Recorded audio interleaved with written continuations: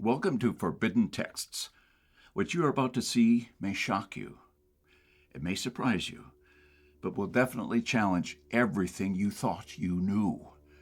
Stick around until the end to discover the forbidden knowledge that they don't want you to have.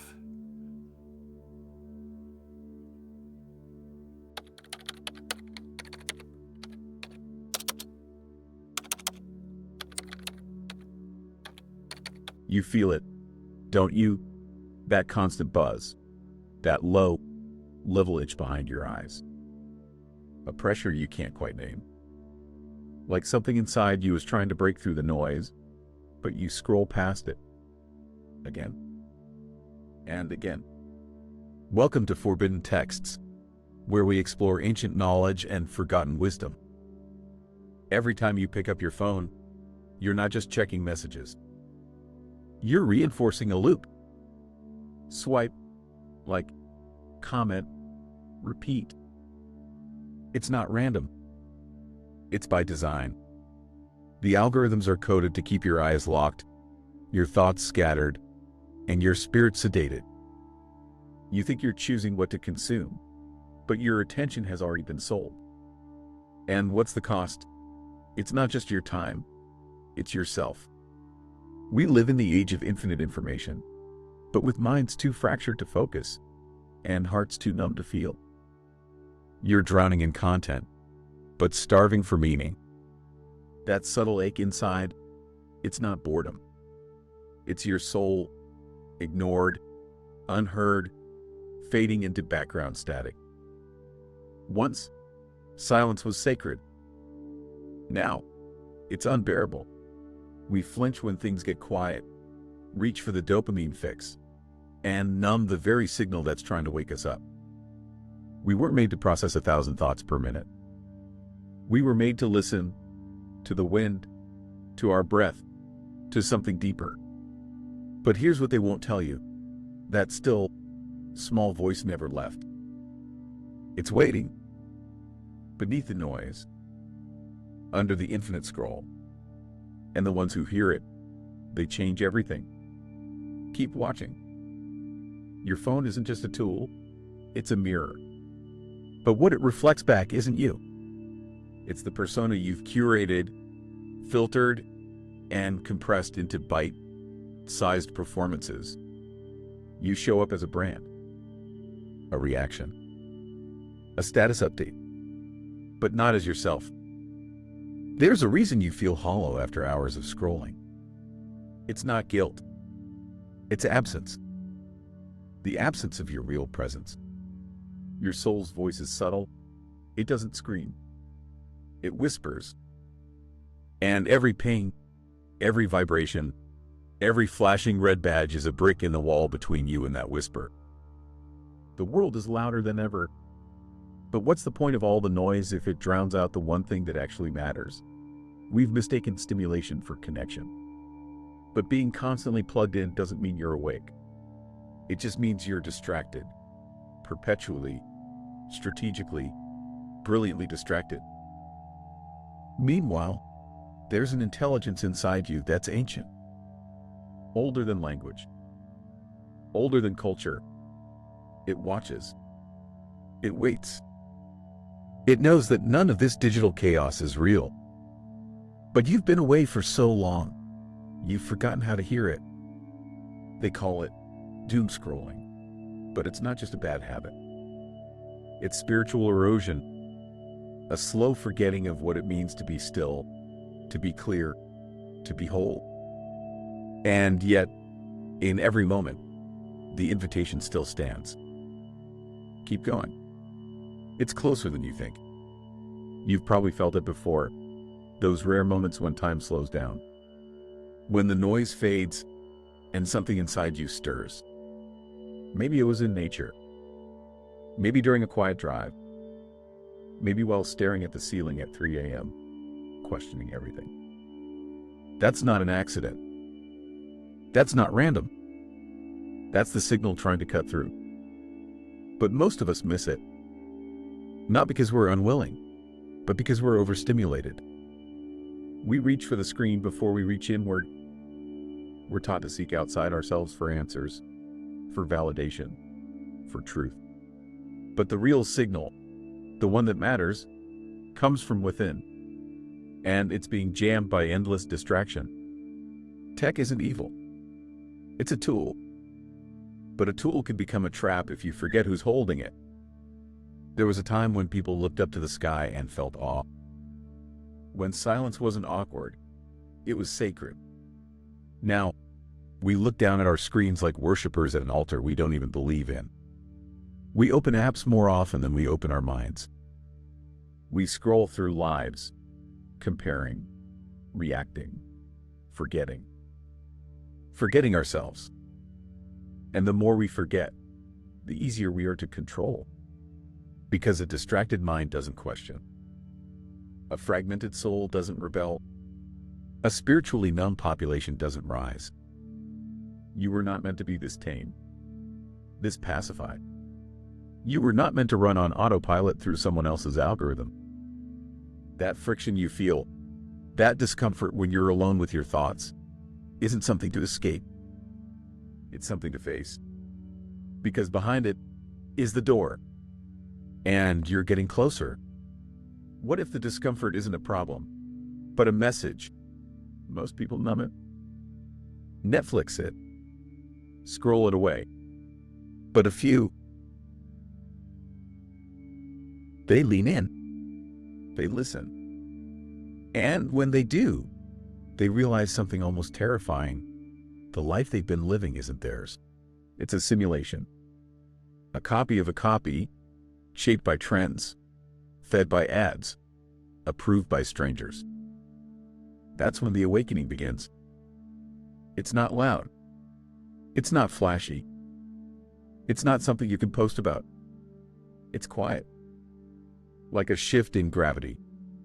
Like remembering a dream you forgot you had. And it starts with a single, dangerous question. Who am I when I'm not being watched? Strip away the likes, the follows, the messages, the memes, the endless noise. What's left? That's what most people are running from. But that's exactly where your power is. In the space beneath identity.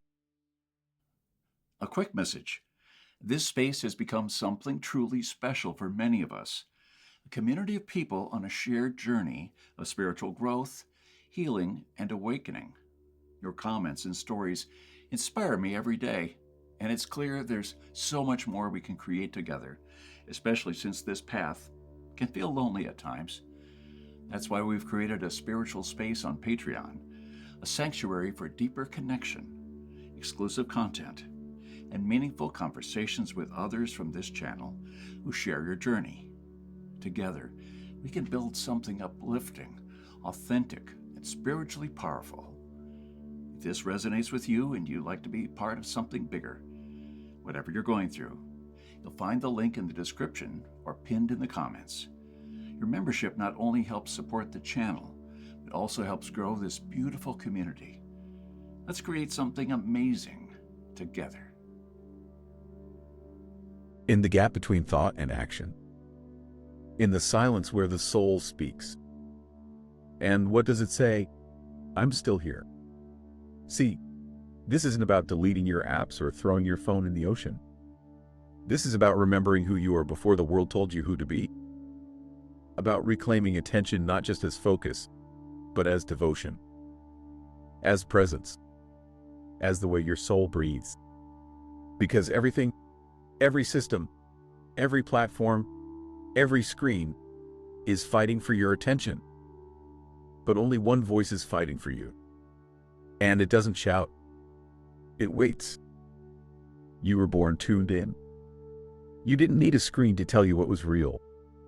As a child, you knew how to feel wonder without how to sit in silence without fear. You saw magic in ordinary things, and you listened with your whole being. That version of you, pure, undivided, whole, is still in there. But layer by layer, the world added noise, expectations, notifications, deadlines, trends. And slowly, you stopped listening to yourself. You started reacting instead of responding, performing instead of being. And every time you reached for distraction, you drifted further from that deeper voice inside. You don't need more information. You need clarity. You don't need to be constantly updated. You need to be remembered. There's a reason ancient traditions honored silence, breath, presence. They knew that awakening isn't something you achieve. It's something you return to. Something you realize. The higher self isn't waiting in some distant future. It's right here, in this moment, asking, are you ready to listen? Because the truth is, your higher self never stopped calling. You've just been on mute. But the line is still open. And if you really want to hear it, if you're ready to know what it's been trying to tell you this whole time, you'll want to be here for what comes next. You don't have to escape the world to wake up. You just have to show up, fully, completely, as the real you. Not the version edited for attention, not the persona molded by metrics. Just you. The soul doesn't want perfection. It wants presence. It doesn't care how many followers you have or how optimized your morning routine is. It cares whether you're here, whether you're listening. Because awakening doesn't happen in a monastery or a mountaintop anymore. It happens in the middle of the mess. In the pauses between notifications. In the second you choose to feel instead of scroll. In the breath you actually notice. This isn't about rejecting technology. It's about remembering your place in it. Not as a product. Not as a data point. But as consciousness itself. Aware, alive, and undivided. You can still use the tools. But you can stop being used by them. You can still be online. But you don't have to be asleep. And when you make that shift, when you stop reacting and start remembering, you begin to feel it again. That pulse beneath the surface.